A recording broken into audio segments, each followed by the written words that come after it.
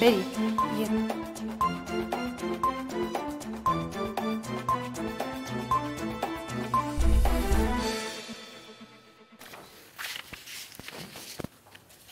Ibi byiza nshuti bakunzi ba TV10 twizere ko aho muri mukomeje kumererwa neza mbahaye ikaze muri mwanya twinjiye mu makuru mu buryo burambuye namakuru mugiye kugezwaho nanjye Shemsa Uwimana mbahaye ikaze amakuru yacu reka tuyahere mu Bwongereza aho urukiko rw'ikirenga muri iki gihugu cy'Ubwongereza rwanzuye ko amasezerano icyo gihugu cyagiranye n'u Rwanda anyuranyije n'amategeko kubera ko ngo rudatekanye u Rwanda rudatekanye bavuze ko ngo hari impungenge ko mu gihe impunzi zakoherezwa mu Rwanda ngo zakongera kwisanga aho zaturutse. David Nzabonimpa mu nkuru ku buryo burambuye. Perezida w'urukiko rw'ikirenga mu Bwongereza Robert John Reed mu isomwa ry'umwanzuro w'urukiko yatangiye avuga imiterere y'amasezerano y'Ubwongereza ajyanye no kohereza impunzi mu Rwanda. Yavuze ko amategeko y'umuryango w'abibumbye atemera ko impunzi zisubizwa mu bihugu zahunze mu buryo buziguye cyangwa butaziguye mu gihe bigaragara ko uburenganzira bwazo bushobora kujya mu kaga.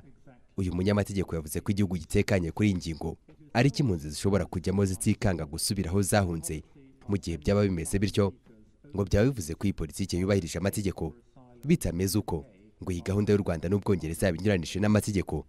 Uyu munyamategeko yavuze ko ishami ry'umuryango w'abibumbye rishinzwe impunzi byagaragarije urukiko ko amategeko y'u Rwanda arimo ibyuho bishobora gutuma aba baturage basubira mu bihugu bahunze ndetse ngo hari n'amasezerano nk'ayo u Rwanda rwagiranye na Israel ariko ngo ntiyashyizwe mu bikorwa uko impande zombi zabyemeranije ndetse ngo Ubwongereza bwananiwe kugaragaza ibimenyetso bitesha agaciro ibyavuzwe n'uyu muryango. Perezida w'uru rukiko yavuze ko ari ikosa rikomeye ku Bwongereza kubera ko ngo uyu muryango ufite ubunararibonye bw'imyaka myinshi mu kwakira impunzi mu Rwanda. Iyi ngingo y'uyu muryango w'abibumbye niyo yatumye urukiko rw'ikirenga rufata uyu mwanzuro. Urukiko rw'ubujurire ruri mu kuri kuko rwatesha agaciro icyemezo cy'urukiko rukuru rufatiye ingingo nk'ikimenyetso.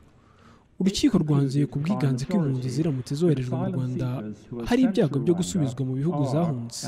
Ku bw'ibyo uyu mugambi unyuranije n'amategeko. Icyo cyemezo urukiko ruvuga ko gishingiye kuri ibyo bimenyetso.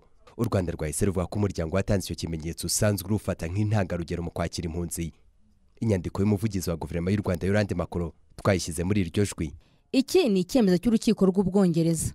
Icyakora ntitwemera umwanzuro uvuga ko u Rwanda atari igihugu gitekanye cyo koherezamo impunzi kubera ko ngo ari ibyago byo gusubizwa aho zahunze. U Rwanda n'Ubwongereza bakorana bya hafi mu kwinjiza no gutuza impunzi muri sosiyete nyarwanda. U Rwanda kandi rwubahiriza inshingano zarwo ku ruhando mpuzamahanga ndetse n'umuryango w'abibumbye n'izindi nzego mpuzamahanga zirufata nk'icyitegererezo mu kwita ku mpunzi. Mu gihe cy'uru rukiko twari duhugiye mu guteza imbere abanyarwanda mu mikoranire n'abafatanyabikorwa mpuzamahanga turi gukemura ibibazo bibangamiye Afurika n'isi muri rusange. Dushyize imbere gutabara abari mu kaga kandi tuzabikomeza kurushaho. Urukiko kandi rwanzuye ko bemera ko u Rwanda n'Ubwongereza bumvikanye ko izi mpungenge zishobora kuvaho. Icyakora urukiko ngo rubona bidashoboka vuba aha ngo byakorwa mu myaka iri imbere. Abahanga bavuga ko nyuma y'iki cyemezo cy'urukiko Ubwongereza busigaranye amahirwe atatu harimo gusaba u Rwanda kuvugura ibyo barunenga mu gihe gito. Ikindi ni ugushaka ibindi bihugu bitekanye hashingiwe ku gisobanuro cy'amategeko. Icyanyuma ngo ni ukuva mu rukiko rw'umugabane w'Uburayi rurengera uburenganzira bwa muntu. Ibi byo ngo biragoranye kubera ko ngo bishobora kugira ingaruka kuri politiki mpuzamahanga y'Ubwongereza. Ukaba umukuru wa minisitiri w'umutekano imbere mu gihugu cy'Ubwongereza James Spencer Cleverly na minisitiri w'ububanyi n'amahanga w'Ubwongereza David William Donald Cameron batangiranye muri guverinoma cy'ivuguruye ya Rishi Sunak. David Nzabonimpa, TV10.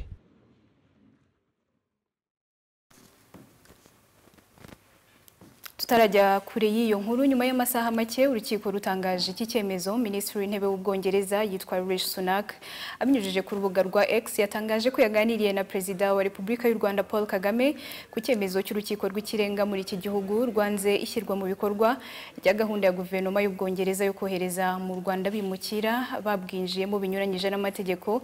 Ndetse mu kiganiro Rishi Sunak yatanze uyu munsi yavuze ko yiteguye gukorana n'u Rwanda mu kuvugurura amasezerano agenga iyi gahunda bigendanye n'ibyo urukiko rwagiye runenga kuri iyi gahunda. Tuve mu Bwongereza tugaruke hano mu Rwanda mu karere ka Rusizi nyuma yuko buri wirengero kuwa kane w'icyumweru gishize umusore w'imyaka 25 warusanzwe akora akazi k'ubudozi mu mujyi wa Kamembe muri ako karere ka Rusizi yasanzwe yapfuye amanikishije umugozi. Abaturage baravuga ko bakeka ko atiyahuye ahubwo ko ngo yaba yishwe akazanwa aho ngaho bamusanze. Jean Didier Ndayisaba muri iyi nkuru ku buryo burambuye.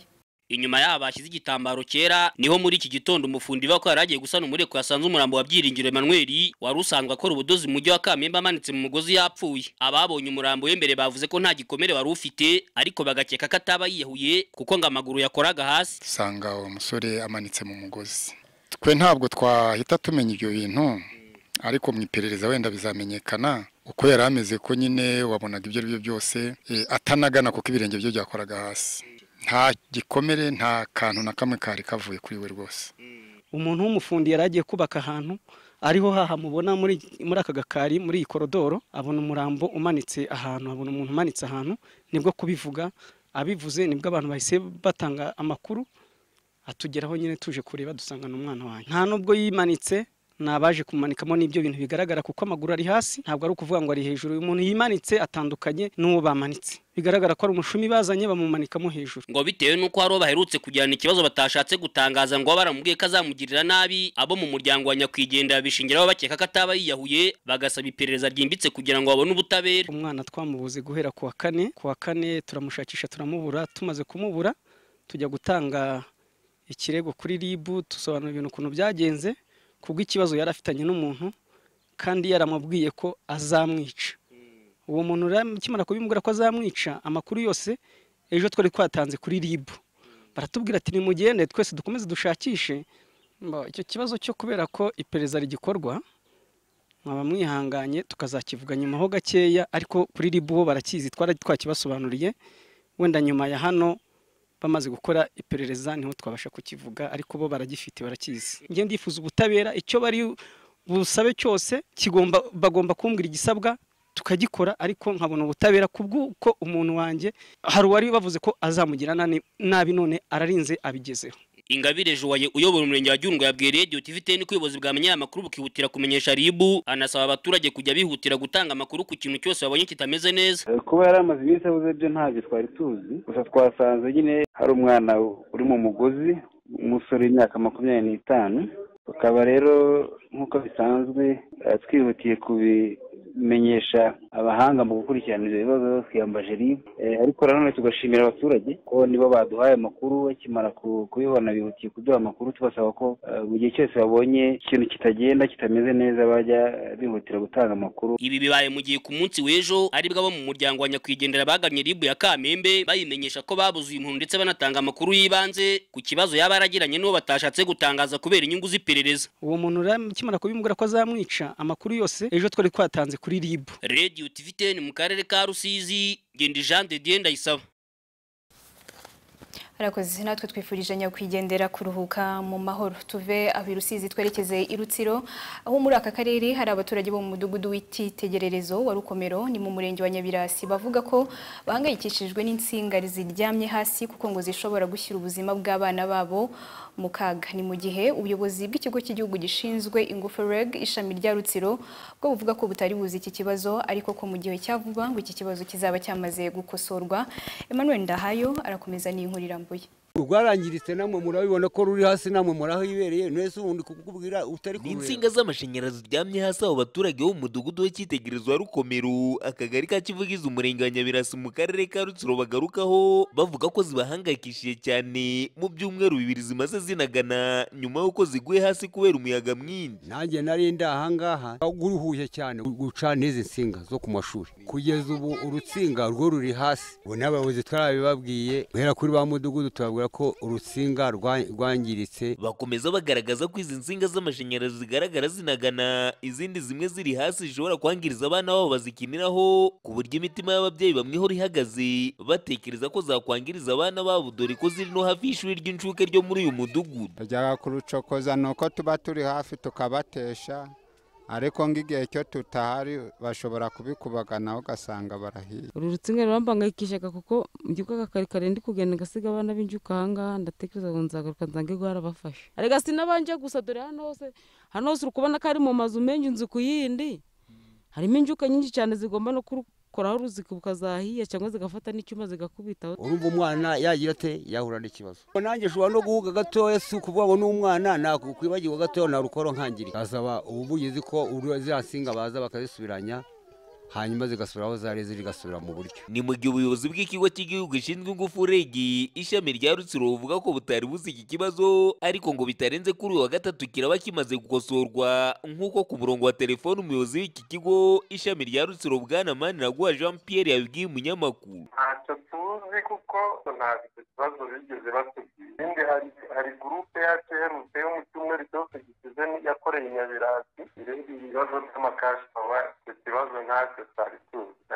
Tumenye ikibazo n'ubundi icyo dukora ni ukwihutira kugikemura. Ikibazo cy'insinga zimara iminsi ziryamye hasi si ubwa mbere cyumvikanye mu matwi y'Abanyarwanda kuko mu bihe bitandukanye abaturage bo mu bice bitandukanye bagiye bumvikana mu itangazamakuru bagaragaza ko bibahangayikishije. Gusa kuri uyu mudugudu w'icyitegererezo wa Rukomero akagari ka Kivugiza mu murenge wa Nyabirasi ho kidakemuwe vuba ni ikibazo gishobora guteza impanuka kuko izi nsinga ziri no hafi y'ikigo cy'inshuke ndetse ubwo umunyamakuru yageraga hafi yaza akaba yasanze abana bato bagenda bazicundeba. Murabibona ko ruri hasi namwe muraho ibereye nese ubundi kukubwira utari ku Emmanuel Ndahayo TV10 mu karere ka Rutsiro. Tuve i Rutsiro twerekeze mu ntara y'Iburasirazuba aho bamwe mu banyonzi bakorera mu mujyi wa Nyamata aho ni mu karere ka Bugesera baravuga ko hashize ukwezi kurenga babujijwe gutwara abantu n'ibintu bakoresheje umuhanda munini unyura mu mujyi rwagati ahubwo ko ngo bagomba gukoresha iyindi mihanda. Abanyonzi rero bakaba basaba ko iki cyemezo cyasubirwaho kuko ngo batangiye gukena kubera gukorera amafaranga make. Icyakora ubuyobozi bw'akarere ka Bugesera bwo buhakana bwivuye inyuma ibivugwa n'aba banyonzi. Ntambaraga Leo mu nkuru irambuye. Amakuru aturuka mu banyonzi bo mu mujyi wa Nyamata mu karere ka Bugesera avuga ko hashize ukwezi kurenga bahagaritswe kunyura mu muhanda rusange route principale mu rurimi rw'igifaransa. Ubwo ni umuhanda munini uturuka i Kigali ukanyura mu mujyi wa Nyamata ugakomeza. Abanyonzi ngo babwiwe ko bagomba gukoresha indi mihanda yo muri uyu mujyi uyu nguyu bakawureka. Byatangiye batuza gukora umuhanda munini avantuye cisha abagenzi mu mihanda mito kandi igihe bitashoboka bitewe naho umugenzi agiye. Ariko nako hamwe imbogamizi nyine. Tubona baje tubayoboye kuno kana baraje. Niyo bateye pandagare hari uciyeho wese bafata. Twagiye nyine tubona abayobozi abapolisi bahagarariwe n'abanyerondo bo muri uyu mujyi baje baraduhagarika bakaza nyine buri muntu wese uri ku igare bakamuhagarika bakamutwara igare. Icyo twasobanuje batubwiye yuko ngo uriya muhanda ari wo mu mujyi ari mutoya. Gusa nyine ngiye ku giti cyanjye ntabwo ariko mbibona. Umuhanda ni munini. Ngo nge narabyutse nari nje kurangura utuntu two gucuruza muri butike. Urabona amabutike ari hakurya y'umuhanda. Naraje mu by'ukuri nkigera kuri kaburimbo. Bahise bafata igare nta kindi tuvuganye bavuga ko igare ari umwanda mu mujyi. Kuki barifata? Impamvu barifata rero ngo ntabwo ugemerewe kugenda mu muhanda, tugendere mu kirere se izi ni indege. Iki cyemezo kigaragazwa nk'icyaguye nabi abanyonzi kuko ngo batangiye kubura abagenzi bituma bishura muri uyu muhanda. Bamwe muri bo amagare yabo arafatirwa ndetse hari n'impungenge z'impanuka kubera gukwepakwepana n'inzego z'umutekano. Nyine hege umugenzi aho kujyanamo ukabona se bavanda muhakana kandi ayo mafaranga yaranzaniye ukajyamo abandi bamfate tujyamo nayo nko kwiyahura. Hari abo bafata se? Cyane rwose barabafata. Imbogamizi turi kubura abagenzi. Icyo ni icyambere. Kandi n'izindi mbogamizi zishobora gutera gisina aho kuno wikanga umuyobozi uri muri umuhanda munini cyangwa bikuna mushaka kwagisina nkaho bakuna kuzaya kwa bujene. Kana abanyonzi abaparitse ari benshi babona ya modoka bakaburdukira rimwe bose birukana. Babyateza gisina nyine. Ni ukuvuga ngo iyo nabaga nasinye igare mu muhanda hano ntabwo naburaga gutaha inoti y'ibihumbi 3. Ibihumbi 3 mu by'ukuri navuye mu rugo nje gupagasa nta mafaranga menshi cyane. Bitandukanye na cyagihe nzaza gukora ndi kububa nsa nkuri kwiba umuhanda nk'ubu ngubu. Tekeza ko bigera saa 11 nta n'ibihumbi 2 urakorera. Abaturage bagenda muri uyu mujyi wa Nyamata nabo ntibakiriye neza iki cyemezo kuko ngo basigaye bagenda n'amaguru kubera ihagarikwa ry'aba banyonzi. Kubera yuko ushobora gutega wenda uve nko mu nkengero z'umujyi kandi wenda ugiye nko mu bice byo ku isoko, nta handi hantu wanyura. Rero hano hepfo iyo ugize ahandi hantu unyura n'ubundi bigusaba urundi rugendo. Ntese namutega atari bungeza aho njya, urumva bikunda turemera tukagenda n'amaguru, cyangwa se yaba ari urugendo rurerure ugatega moto. Umuyobozi w'akarere ka Bugesera Bwana Mutabazi Richard aramaganira kure iby'aya makuru, akavuga ko abanyonzi barimo guca muri uyu muhanda. Nta ufatirwa kuhanyura kuko niho banyura nyine. None se hari ni alternative bafite kandi binabaye ari byo nta n'ikibazo cyaba kirimo. None se ubundi abantu bakubujije kunyura ahantu, yo polisi yafunze umuhanda ikakwereka ahandi unyura, ibi byari ikibazo cyangwa urabyubahiriza? Umunyamakuru wa Radio TV 10 yanyuze kuri sitasiyo ya polisi ishami rya Nyamata, asanga harunze amagare menshi yarafatiriwe. Icyakora ubwo twarimo tunagenda n'ubundi muri umujyi wa Nyamata, harimo n'abanyonzi batwaraga abagenzi mu gihe hari n'abandi batwariraga mu mihanda y'imigenderano yo muri uyu mujyi.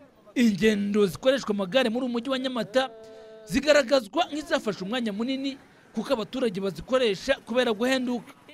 Abiganjemo urubyiruko n'abakora umwuga wo gutwara abantu n'ibintu ku magare. Ntambara Gahlewo TV 10. Amakuru arambuye ya TV 10 mukomeje gukurikira, mbahaye ikaze nanone tuyakomereje mu burasirazuba bw'u Rwanda. N'ubundi niho tukiri. Abavumvu bo mu bice bitandukanye by'akarere ka Ngoma baravuga ko bahangayikishijwe n'ibura ry'inzuki mu mizinga cyangwa imitiba baba begetse, bakavuga ko ngo biri guterwa n'imiti iterwa imyaka ihinze hafi yaho begeka iyo mitiba. Aba rero barasaba ko ngo bajya bahabwa inzuri zihariye nk'abavumvu.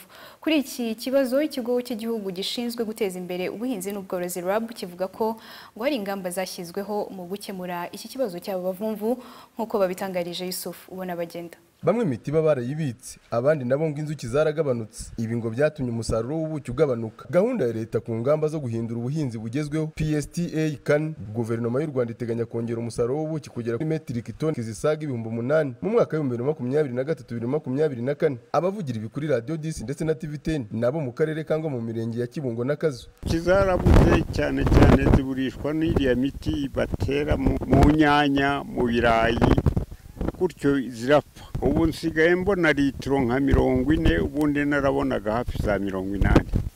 Iyi miti batera mu myaka, urabona imyaka hafi ya yose irakoreshwa imiti. Iyi miti batera mu myaka uburyo ziba ziri mu muzinga, yenda wagira ibyago hateramo nk'udukoko zagenda kugira ngo uzongere ubone izindi, biragora. Ndabona leta yaturwanaho ikaduha inzuri nk'uko baziha aborozi b'inka. Ku rundi ruhande ariko abaguzi b'ubuki ngo kuri bo burahenze. Ubuki rero mu by'ukuri hanze aha burahenze kuko ubundi litiro yaguraga nk'icyatanu 2, ariko imaze kurenga 5,000-6,000. Mwiza Wiri ni umuyobozi ukuriye porogaramu y'ubworozi bw'inzuki mu kigo cy'igihugu gishinzwe ubuhinzi n'ubworozi RAB. Ku murongo wa telefone yabwiye Radio 10 na TV 10 ko ari ikibazo bazi kandi ko abavumvu bakwiye gukorana n'abahinzi mu gutera imiti nimugoroba inzuki zavuye gutara. Ikibazo cyo kirahari kubera yuko abaturage bari bamenyereye kugereka kwatira imizinga yabo koresheje ibishashara, kubera iriya kibazo cy'imiti mu kirere inzuki ntabwo zikiba nyinshi nk'ukuntu zari ziri imbere. So tekinike tukomeje kubakangurira ni tekinike yo kongera amarumba kugira ngo bakoreshe iyo system, ariko bagakoresha iyo system ariko bakoresha na system yo gutubura inzuki bafite.